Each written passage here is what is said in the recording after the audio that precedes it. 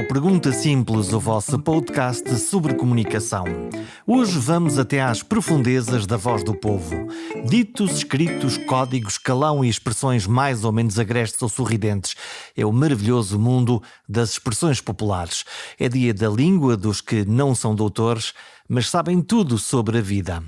O Pergunta Simples está disponível na RTP, no Spotify, no Apple Podcasts e no Google. Afinal, está em todo lado. Deixem um comentário, partilhem com os amigos. A comunidade perguntasimples.com está aberta a todos que gostam destas coisas de comunicar bem.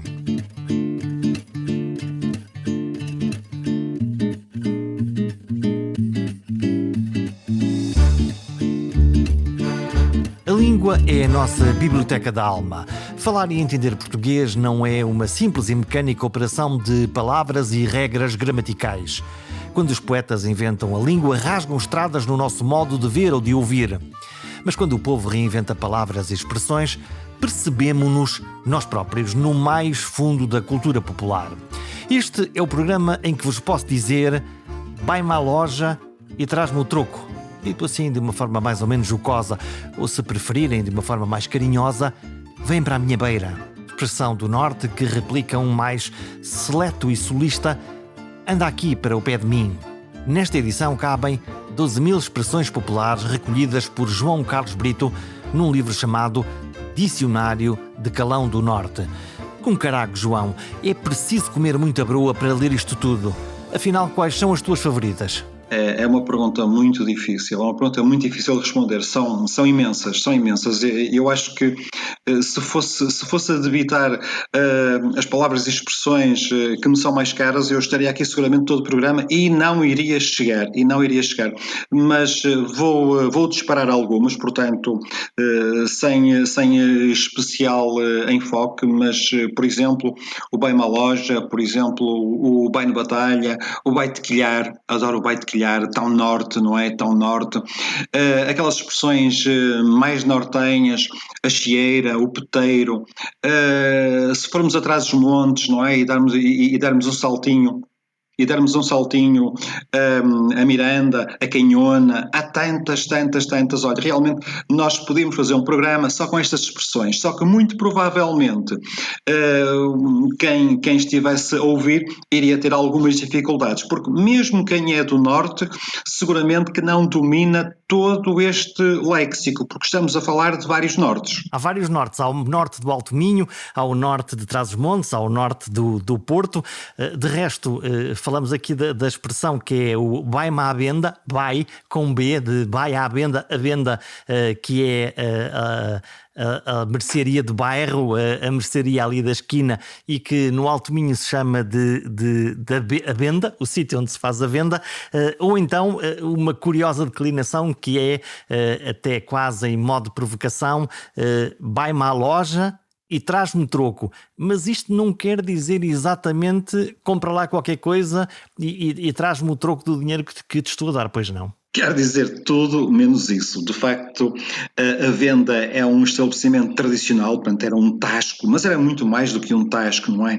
Era um sítio onde se comprava tudo e mais alguma coisa, era um sítio onde as pessoas conversavam, jogavam, estavam até altas horas, normalmente fechava-se a porta, não é? Porque havia os horários, e ainda as há vendas, ainda há as vendas, mas de facto o vai-me à venda, e que tem, como disse, esta variante mais na zona do Porto do vai-me à loja, ou então, falando corretamente, este nortês, se assim quisermos chamar, o vai-me à venda ou vai-me à loja, quer dizer tudo, de facto, menos aquele primeiro significado. Isto não quer dizer absolutamente vai fazer compras, quer dizer não me chateies, estás a aborrecer-me, portanto, é isso que quer dizer. O que é curioso, e aí de facto é que eu tento preocupar-me e tento escavar a origem das palavras, é que loja ainda hoje é não apenas, portanto, estabelecimento comercial, como a parte de baixo das habitações onde as pessoas de antes alojavam os seus animais, ou seja, era um local onde normalmente cheirava bastante mal. Quando a pessoa convida outra, ou incita outra, a vai-me à venda ou vai-me à loja, portanto, está por linhas travessas a convidar a pessoa a ir a um sítio bastante mal cheiroso. Portanto, há expressões num calão mais carroceiro que traduzem bem o vai-me à venda ou o vai-me à loja. Isto é uma fórmula de usar um dito jocoso ou gozão, querendo dizer coisas que são diferentes daquilo que supostamente poderíamos interpretar através da literalidade das palavras, até da maneira como se sorri ou da maneira como estamos zangados a dizer essas expressões? Por um lado, sim. Por um lado, é um código restrito que é dominado por um determinado grupo de pessoas, um determinado grupo de falantes, e isso desde sempre significa, portanto, uma cumplicidade, portanto, significa um código muito próprio entre um grupo e isso confere uma certa autoridade, um certo poder.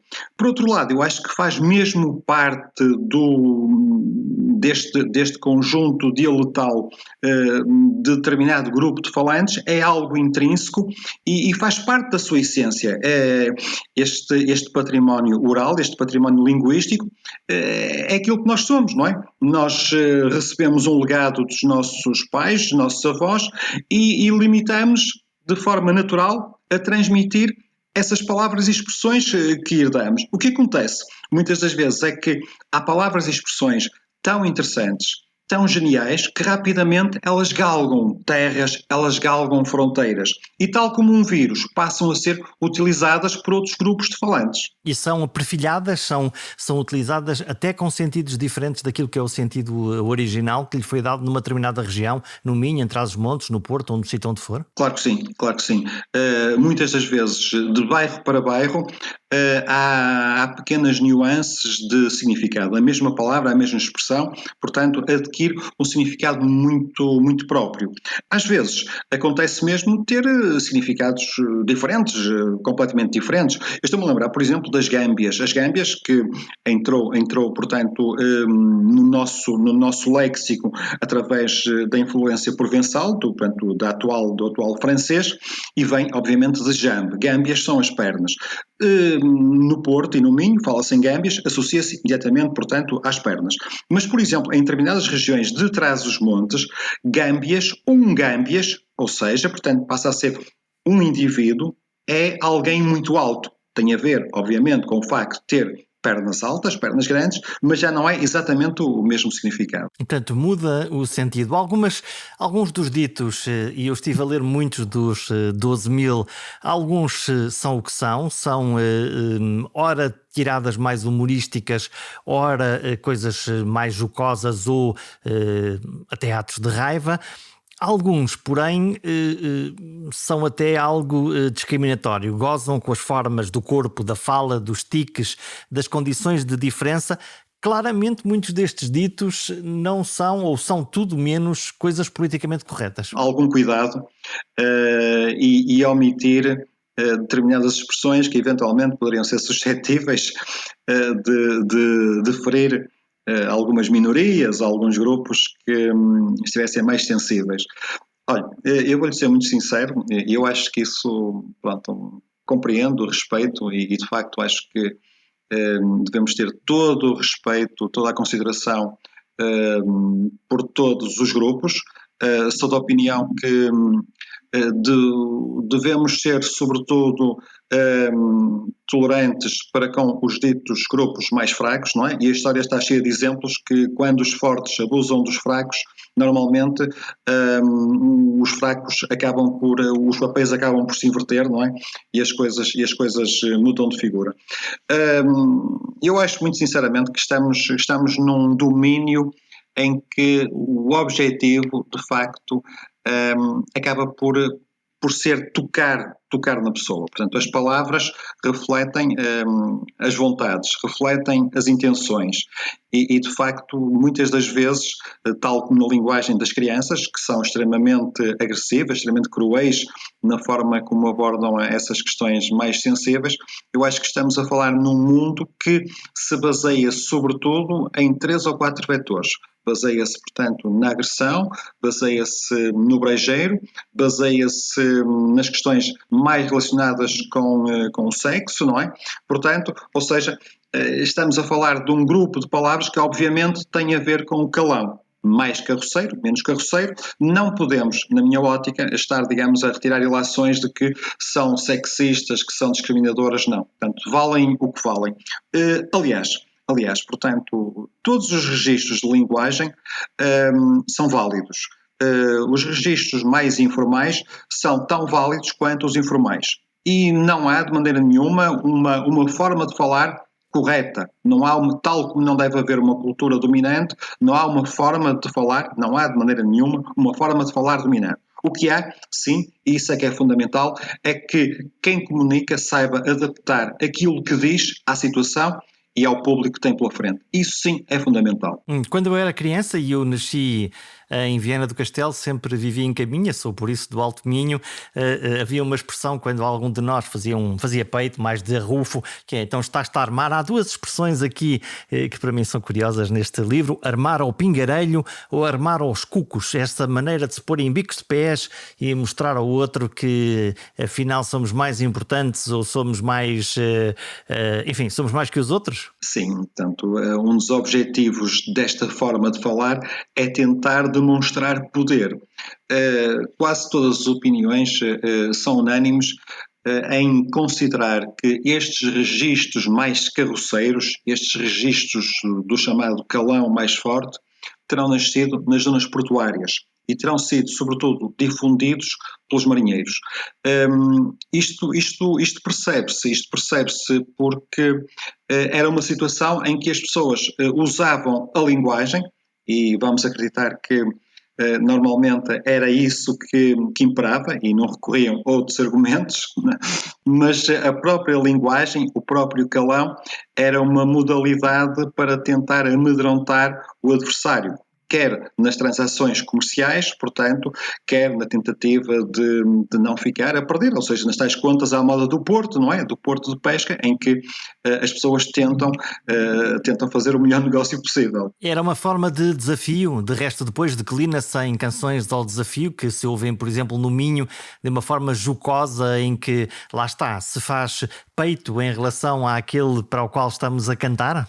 É o jogo, portanto, isso é um jogo, os cantares ao desafio, as desgarradas, é um jogo em que está sempre presente o elemento brejeiro, está sempre presente o ato de sedução, não só em termos de sexuais, mas sobretudo em termos de conseguir vencer de forma, portanto, de conseguir vencer o desafio com argumentos, mas também é fundamental que nesses jogos que são deliciosos, existe algo que é fundamental, que é o respeito pelo adversário, que é a nobreza da forma como se gerem os argumentos. Mesmo nos cantares ao desafio, e como com certeza saberá, é uma área que me interessa mesmo bastante. Eu estive, portanto, durante os últimos 2 anos fiz parte, tive a honra, tive o privilégio de fazer com o Augusto Canário e com a Cristiana, tivemos, portanto, de fazer parte de um júri, de um concurso, de um passatempo televisivo, justamente sobre cantares ao desafio, e não há qualquer... Repare, quem ousa calcar o risco, imediatamente, portanto, usando uma forma também popular, é imediatamente posto fora de combate. Já que falamos sobre isso, e quando nós ouvimos Augusto Canário ou Kim Barreiros ou exatamente esse cantar ao desafio das romarias, que usa uma determinada linguagem que está exatamente na fronteira, mas não a pisa, e depois aquilo que assistimos provar nos últimos anos a outros cantores que tentaram imitar os originais e que claramente ultrapassaram essa fronteira e usaram da linguagem para uma forma até muito mais descritiva, muito mais direta e sem aquele píncaro, aquela pequena piada que está mesmo ali no limite do que pode ser. Por exemplo, Augusto Canário é um bom exemplo disso. É um excelente exemplo, mas nós estamos justamente a referir-nos a uma forma inteligente, não é? De fazer humor. É preciso saber fazer humor, não é? E é preciso nós termos sempre em consideração esses aspectos, como o respeito, como a ética, enfim, acho que é fundamental, não só nos cantares ao desafio, como em tudo na vida. E há quem não saiba, não é? Há quem não saiba respeitar esses limites. Como é que se ouve o povo? Que tipo de ferramentas é que usou para ouvir as pessoas, imagino que as mais velhas, para conseguir fazer esta recolha deste número de expressões populares de calão e não só? É uma situação que nunca pode ser de laboratório. Inicialmente, portanto, eu terei começado esta recolha há 35 anos. Inicialmente pensava que isso era possível, portanto, falar com determinada pessoa ligada a uma área normalmente mais tradicional, como a panificação, as pescas.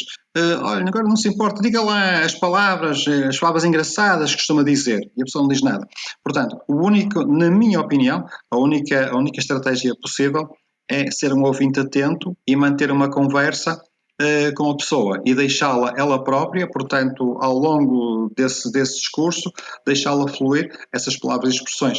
Esse foi o único método que eu utilizei e penso que não haverá outro mais correto. Estamos a falar, portanto, de um ambiente que tem que ser natural. Se forçarmos alguma coisa, não vai resultar. A própria pessoa se sente intimidada e vai ela própria sentir que está a ser avaliada e não vai utilizar aquilo que nós queremos, que é aquilo que é genuíno, que é mais popular. Muitas destas expressões são usadas pelos mais velhos, estarão a perder-se por efeito da erosão do tempo? Claro, todos os dias nascem e desaparecem palavras, não é? O que eu acho, e esse é um dos objetivos, se me permitem, essa habilidade do trabalho que levo a cabo, é essa mesmo, é tentar contribuir para preservar determinadas palavras e expressões que são nossas, que são do nosso norte, e que se nós não as registarmos, de facto elas acabam por passar à condição de arcaísmos, deixam de ser utilizadas. E isso para mim é uma pena. Há algumas palavras destes tais arcaísmos que se perderam e que notou que já não estão a uso ou que se foram perdendo?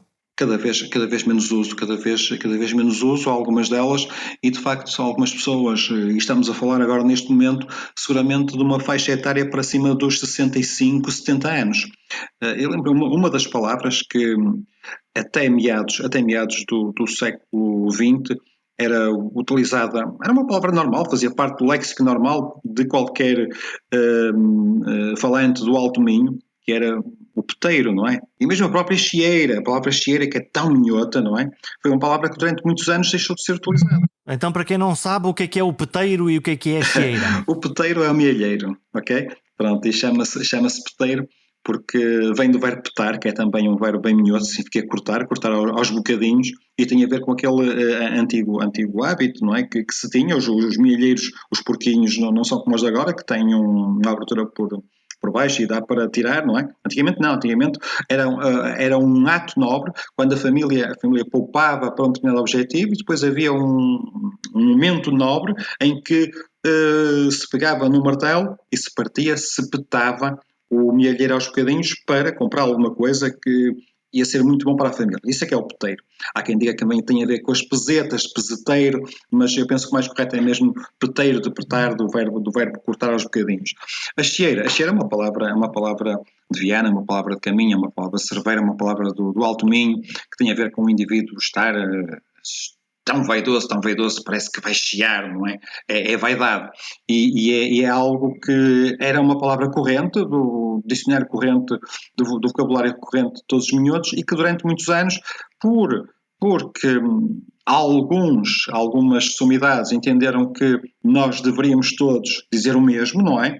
Isso é que é bonito, isso é que é bom, intimidou um pouco os falantes, que deixaram de utilizar. Eu vejo com muito agrado que, felizmente, há muita cheira normalmente em utilizar estes vocábulos, estas palavras que são tão nossas. As elites não são muito fãs da forma de falar do povo. Tentaram normalizar isso e com isso destruir a rede cultural tentando normalizá-la, ou pura e simplesmente é apenas um reflexo do eu não compreendo ou isto não está exatamente conforme os cânones, logo não devia ser utilizado, vamos arrumar isto aqui no lado do calão e a coisa está fechada?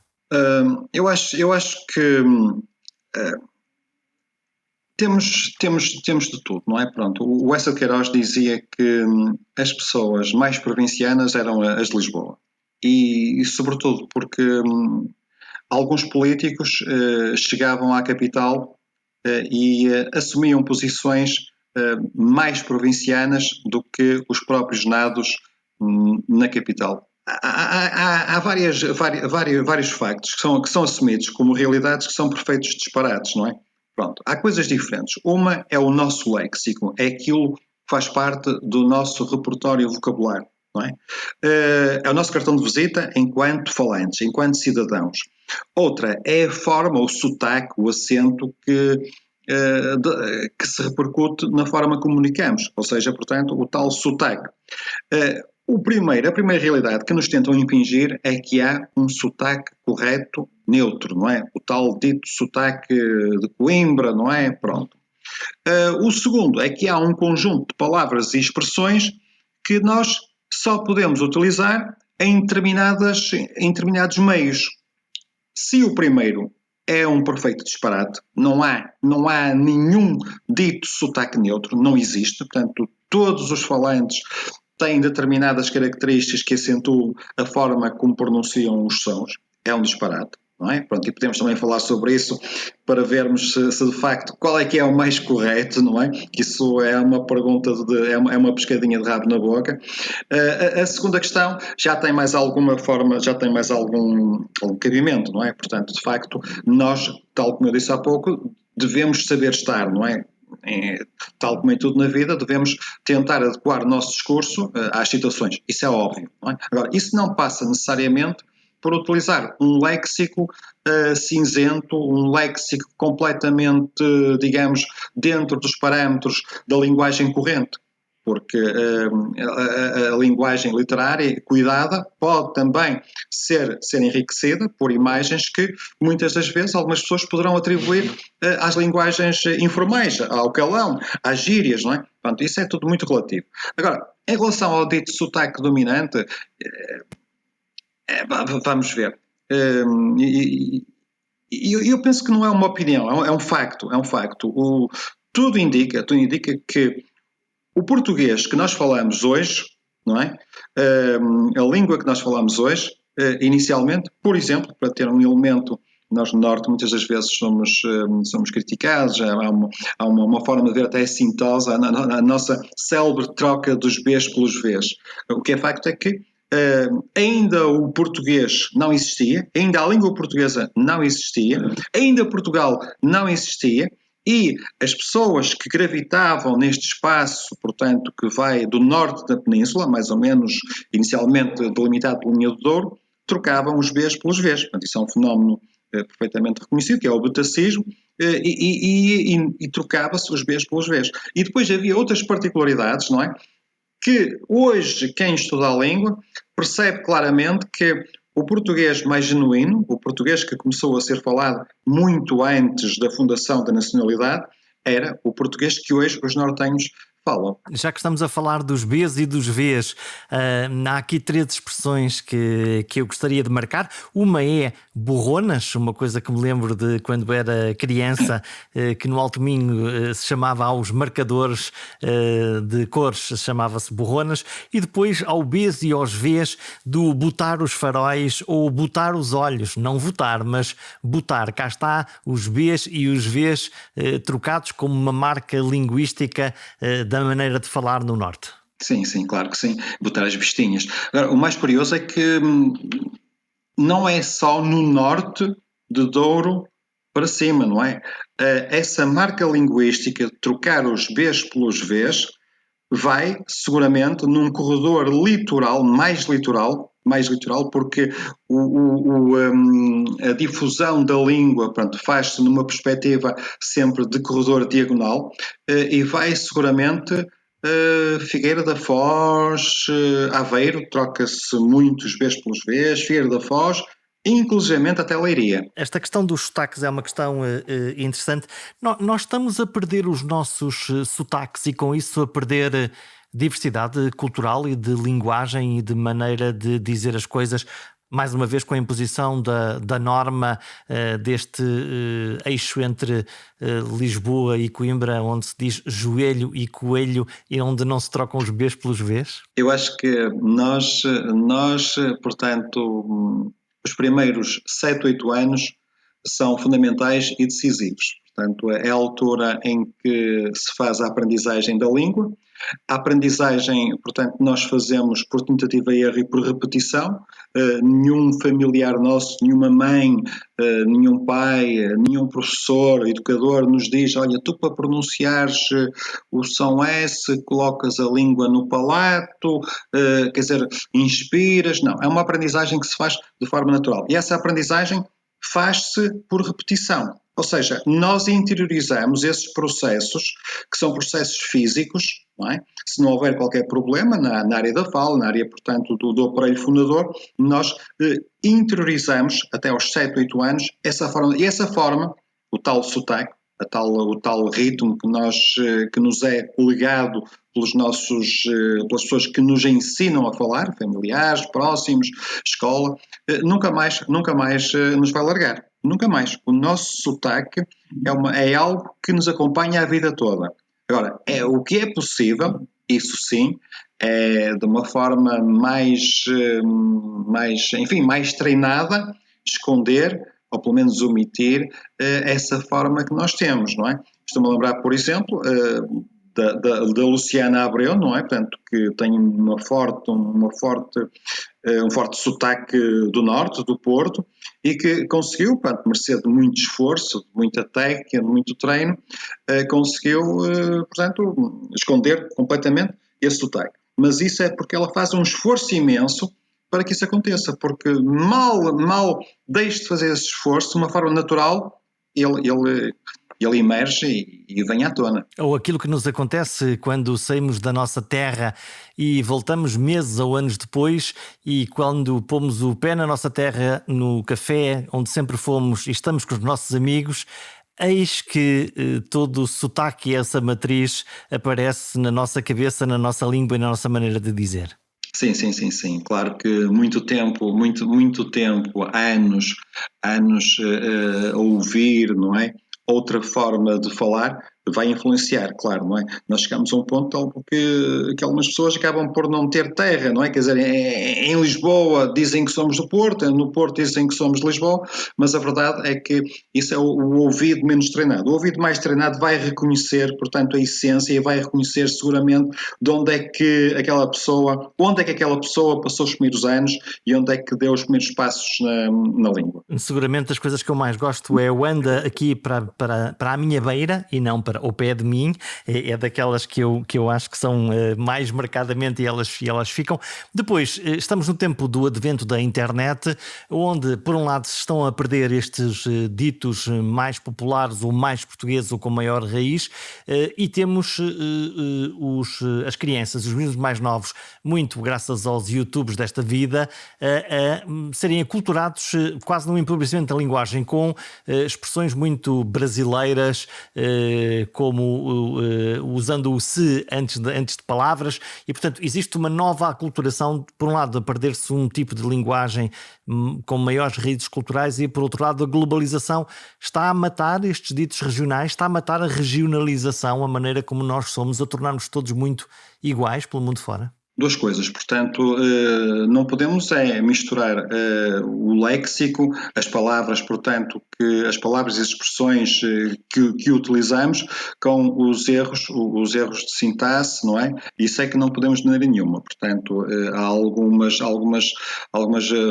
algumas características do português do Brasil que no português, no português de Portugal, não são admitidas, não é? Pronto, e que são consideradas como erro, até acordo em contrário.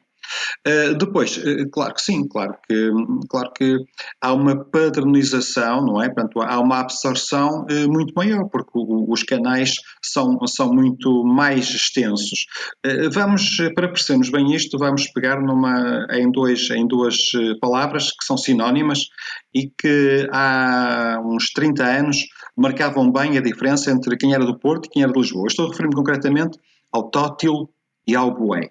Portanto, o tótil era a forma como os portuenses diziam muito, muito bom, não é? Epá, isto é tótil bom, não é? Pronto.